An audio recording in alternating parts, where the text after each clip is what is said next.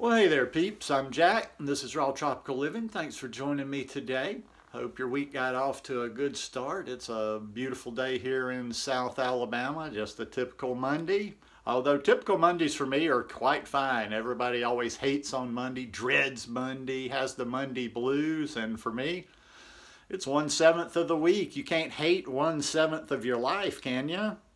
Anyhow, today I want to talk about why my raw vegan works for me. And I want you to listen closely on this one.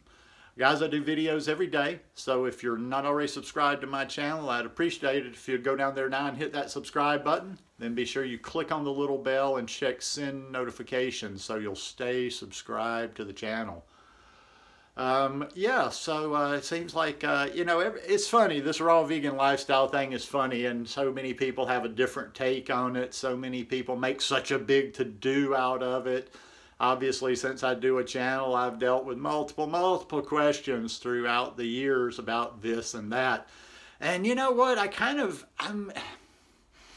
come to the conclusion as I was getting ready for this video, I'm almost like a cat. I'm by myself.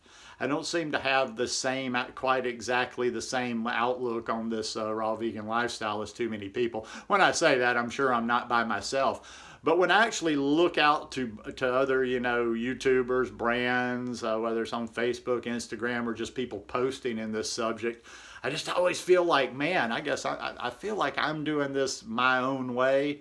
And I don't know. Maybe that's why it's working. Maybe that's why it's working when I hear all these people, when they're constantly telling me, well, this doesn't do that, this doesn't do this. It hasn't worked for me.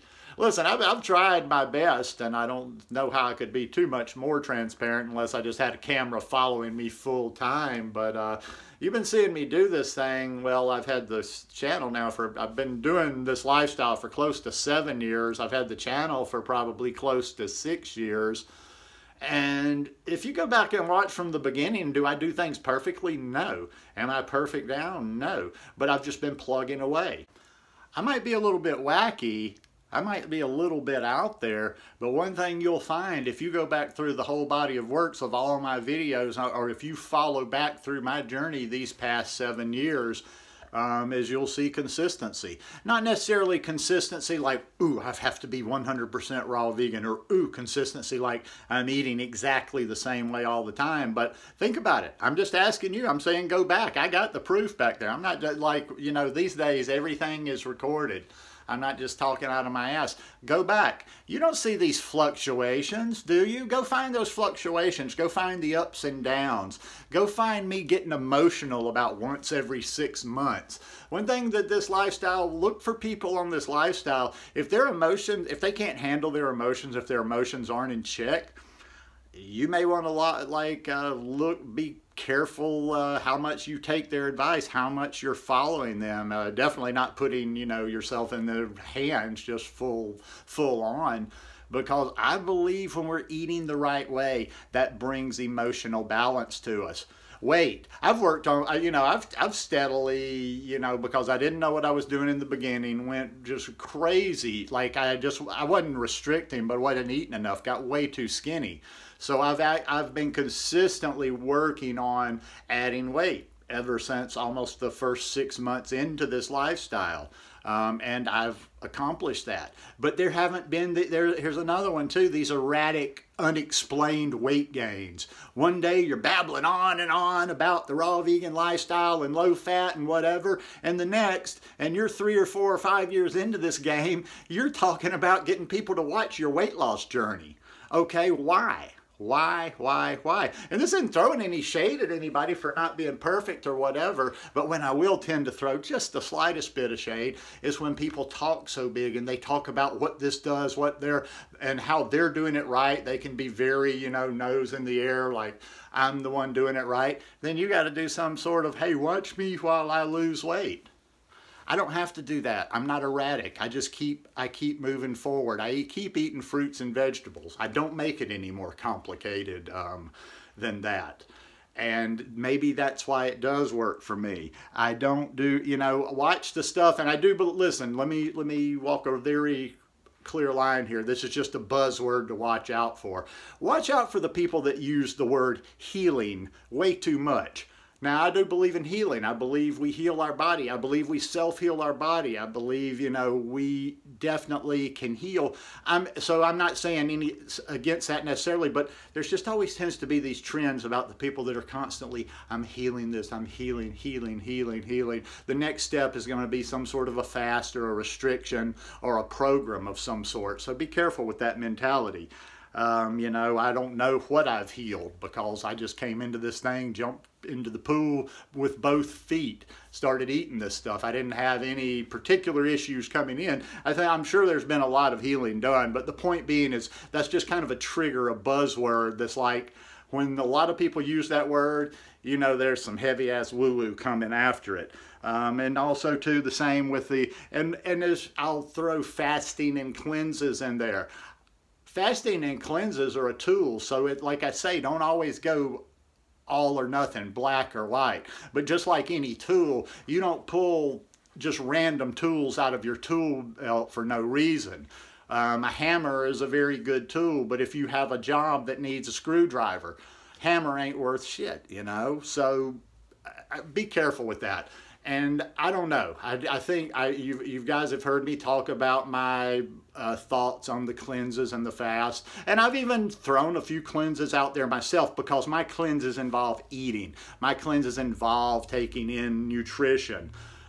Fasting, same thing. I'm not throwing fasting under the bus. If I got seriously sick, or even probably, I don't know, even for something that just like a flu or a whatever, I probably would fast. I think there would be healing properties in doing this. But just randomly, hey, guess what? Now I'm going to do a fast. Most of the time, those are for, that makes a good progression. Hey, I can do a fast, and that'll give me, if I do it for ever how many days, that'll give me that many days of content for YouTube. So now I don't have to think for the next 20 days. I just come and have people, oh, I didn't eat again today.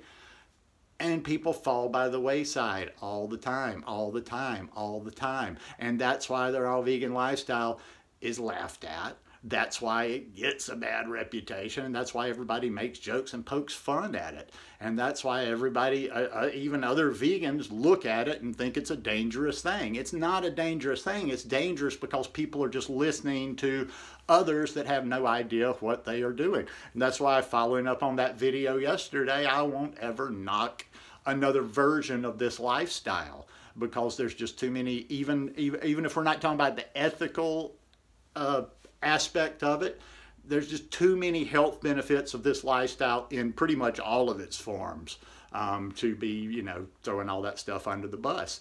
I eat, you know, I always like to put it like this, probably kind of like, if we went to a party, let's just say we went to a party, and you know how people drag off. This is a vegan party, but there's going to be about an equal amount of raw vegans there and probably an equal amount of cooked vegans there. Now, you know, people, when they go to parties, they gravitate and they kind of, you know, you make your own little groups, you hang out with people. People kind of find their own at parties, things that they're interested in. You'd probably, honestly, instead of me hanging with the raw folk, you'd probably find me hanging with just the regular cooked vegan folk, because I just find I talk with a lot of non-raw vegans online that are vegans and that are very healthy vegans, and I just seem to resonate more with them. They're more practical in their approach. They don't use all the flowery language. They don't, you know, gravitate towards all the woo-woo type stuff. But yet, as I always am saying this stuff, the raw vegan lifestyle has worked for me. And it's worked for me by not being an extremist. It's worked for me by not being a fanatic. It's worked for me probably just by never putting that pressure, never like worrying about being fully raw. Like right now, I'm not about to do it, but right now I don't have a problem. If I decided, I think I'm going to go get 4 or 5 sweet potatoes and steam them this evening, I don't have a problem with that. And I, you know, like I say, I integrate a certain amount of cooked food into my lifestyle. Have in the States during certain times of the year when I'm not getting things. Now, as we're coming into spring and summer, I'm finding myself just naturally a lot more raw. But this is just kind of a natural, like I'm just kind of letting my body take over.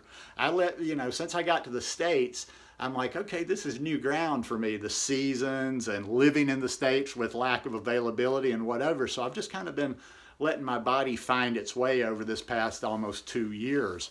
And, you know, like there's just times where the cooked helps me get the calories I need in for the day, or I just don't have some fruit ripe at the time. I'm not getting mangoes at the time. If I'm just getting if I'm just getting bananas, or sometimes I just want sweet potatoes. So taking a step back and not being that fanatic. And this isn't you know, people always use these things like, don't compare yourself. Well, I'm not necessarily comparing for any other reason, just to try to figure out kind of how I'm doing on this thing.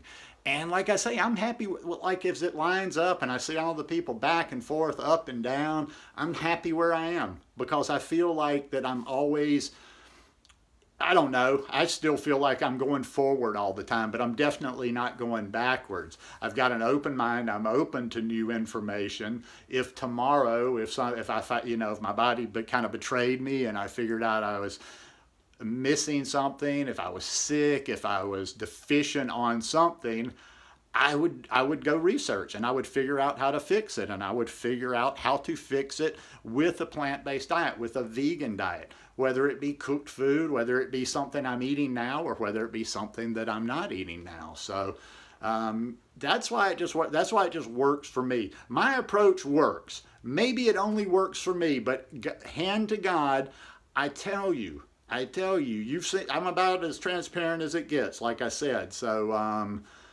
have I looked happy pretty much throughout the last 6 years?